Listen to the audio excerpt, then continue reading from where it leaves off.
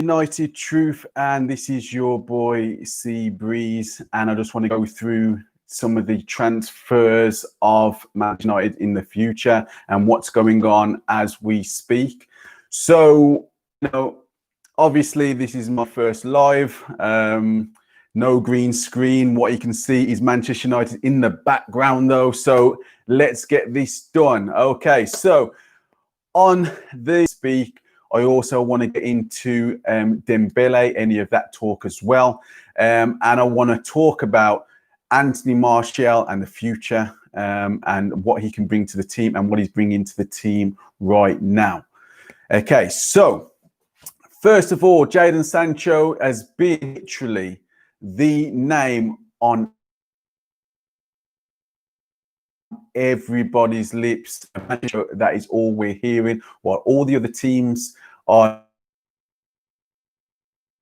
But now this Jadon Sancho deal is taking. We are Manchester United, and we should have an alternative. We should have another reason. We should have other players that are available. It shouldn't be just Jadon Sancho and nobody else.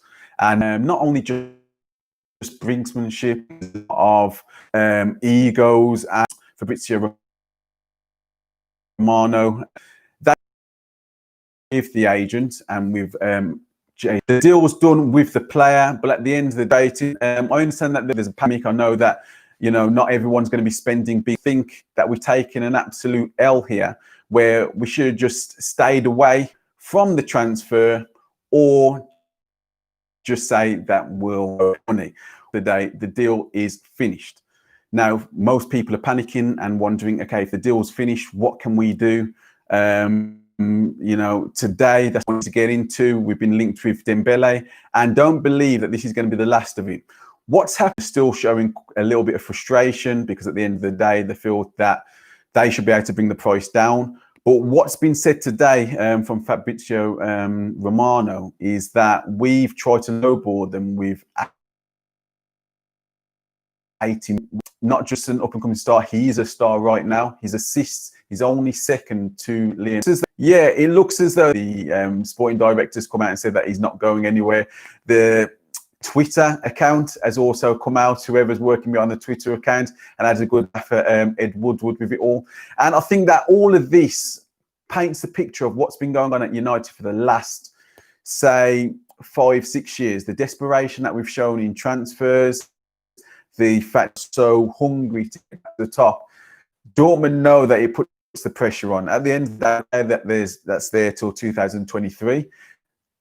Don't let anyone tell you any different. Borussia Dortmund, if you offer them 120 million, even from no matter who you are, no matter how much you stick your chest out, you're gonna want the money at the end of the day. Yes, Germany look like they're a little bit ahead when it comes to bringing the crowds in, but at the end of the day, there is no massive revenue coming through the fans, and we don't know when that's going to happen. So my only excuse for Ed Woodward with this, I mean, he's always doing, and he always has to pay the price anyway. For me, it's either we're all in for Jadon, we know that we're not going to, they're not going to lower the price, or just say that we're not after him and we're completely out, because otherwise we just seem to be just hanging on with the fact of trying to bring down the price. And it's not a fact that Ed Woodward is in Dortmund themselves. There's an hanging on with the fact of trying to bring down the price, and it's not a fact that that is directly to fans excited, then angry, then there'll be something else again that gets the fans excited. And all this is doing is just frustrating the United, and it's just making Ed Woodward look weak. So yeah, when I'm hearing about Sarr from Watford, yeah, as a squad player, I think it would be a good signing. But again, because we're so far down the road with Jadon Sancho, with his agent, Jadon Sancho become a Manchester season need. Have to look at, because at the moment. We've got, this is what I want to get into with Martial a little bit later, but we've got Martial a little bit later, but we've got Martial, we've got Marcus Rashford, I've got Mason Greenwood at the moment. So is this the reason why Edward was kind of bargaining? Because he's kind of thinking, we're not on our knees for once.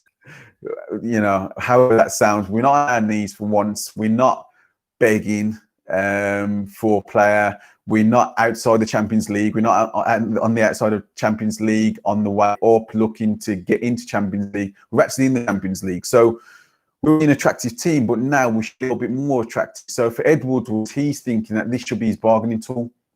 This slightly worries me, though. This whole thing slightly worries me with when it comes to Ole Gunnar Solskjaer, because at the end of the day, it does seem as we keep spending this amount of money on so many different players, because average to improve, I don't think will do. And let me give you an example. So I use Liverpool as an example, because at the end of the day, they're the best team in the country at the moment, and by a country mile this season.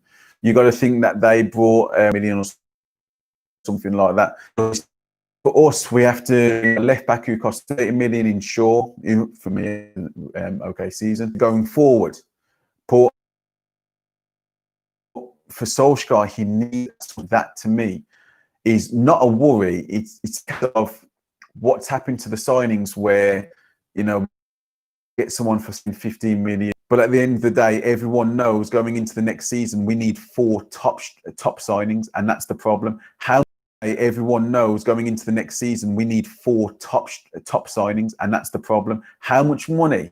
And I want to know what some of the fans, how much money do we think we have got spare, especially with COVID, especially when we're not too sure when we're going to get full revenue. How are we looking to spend 120 mil?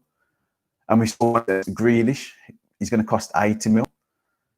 Teams will still see it coming until we start lowering who we're actually paying for, until we start actually trying to pay for, you know, not the top brass players.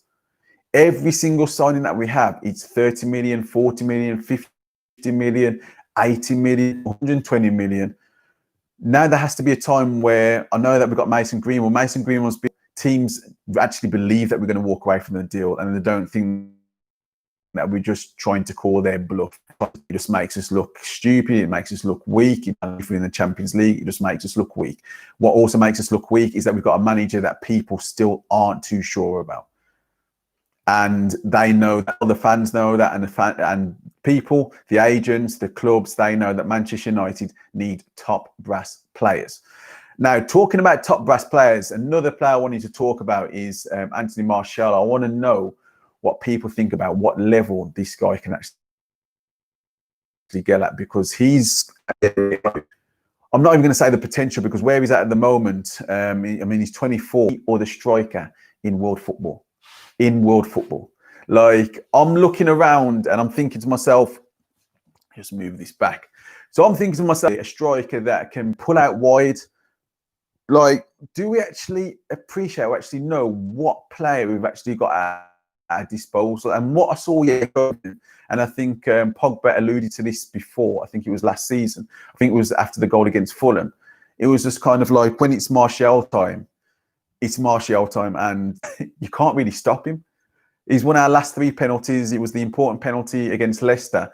I'm talking about when I was listening to Hargreaves, listening to Van Persie, when I was listening to Paul Scholes. Paul Scholes finally stopped talking about Harry Kane, and he finally says he's actually a number 9. So to hear that from Paul Scholes, you know that he he must be doing something special right now. And from the other two, I think that they've realised straight away that we've got a special player on our hands. And a lot of the time we can be a little bit hard on Martial, but we've got to think about where Martial's come from. You know, he came over, he was doubted when he come over. He was doubted when he come over, not from us, but from everyone else, 50 million down the drain. We know how the story goes. But then he had Jose Mourinho as his manager. Now that must have been difficult. Ripped the shirt off his back, number 9, straight onto number 11, in and out. He went to, obviously, his girlfriend had a baby. He went over in pre-season. Obviously, he got the bus for that. So literally, he's had ups and downs where, you know, someone like Marcus Rashford hosting, he's kind of like everyone's darling of the team. And obviously, I'm a big Rashford fan. I'm just saying, this season, and especially post-lockdown, there's been 3 standout players.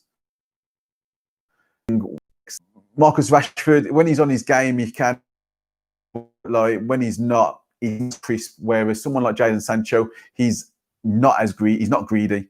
So the 1-2s, I can just imagine now. So yeah, I'm getting excited thinking about that type of strike force. But I want to know what guys think when it comes to Martial. I know a lot of people still think he's lazy. I heard it was on TalkSport. They said Anti-Martial is still lazy. He's still lacking. And I'm just like, what more does this? I think it was on I think it was banter, because sometimes someone like Martial to be reminded that you're pretty much a superstar. He should be playing for France, Giroud or anyone like that. It should be Martial moving into that now. And I think he's realizing as he's maturing that he's going to be a star, and he definitely is a superstar in the making. And I actually really do think now, when we was talking about those add-ons about Martial potentially winning World Player of the Year or winning a Champions League or winning a league, yes, it seemed like a joke a while back, but now I'm looking at it, I'm thinking the stuff that I'm seeing him do, the way that the ball sticks to him like glue, like it did yesterday, I'm thinking that we've got, like, literally where we've been pointing our energy onto. I've been guilty of it myself. Maybe Martial is the pick of the lot. Maybe he's the most special player in the actual squad. So, and you know that he'll probably slot most of those away as well. So yeah, I just want to talk about, like, we've got a special player on our hands, guys.